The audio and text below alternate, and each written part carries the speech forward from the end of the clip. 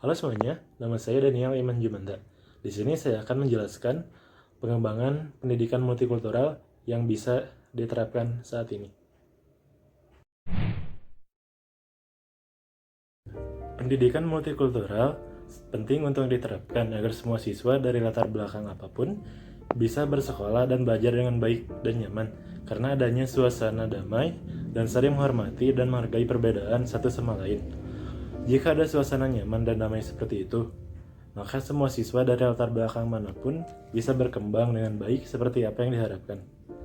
Pengembangan program pendidikan multikultural bisa diterapkan dengan cara menjadi dasar dalam pengembangan kurikulum.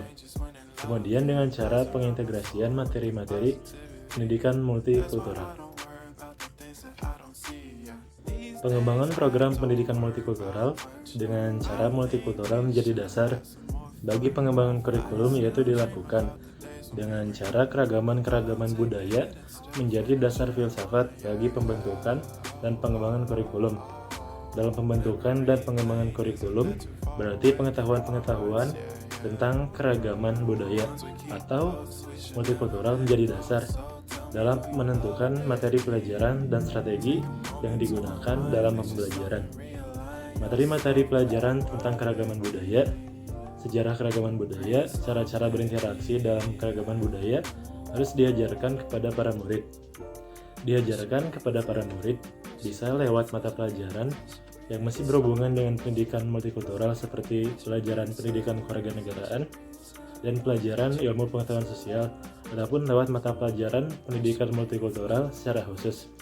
Materi yang diajarkan misalnya penjelasan tentang keberagaman masyarakat Indonesia, sejarah dari keberagaman masyarakat Indonesia dan cara-cara berinteraksi di tengah keberagaman yang ada.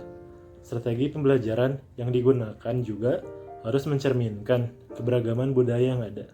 Dalam artian jangan sampai mendiskriminasi salah satu suku atau agama. Contoh diskriminasinya adalah guru tidak menyinggung perbedaan fisik dan ras saat menjelaskan materi pelajaran. Pengembangan dengan cara menjadikan aspek multikultural sebagai dasar bagi pengembangan kurikulum sekolah ini bisa dilakukan kapan saja, tidak terbatas keadaan. Selain itu, cara pengembangan yang lain adalah dengan memasukkan kompetensi multikultural menjadi suatu kompetensi yang harus dicapai oleh siswa.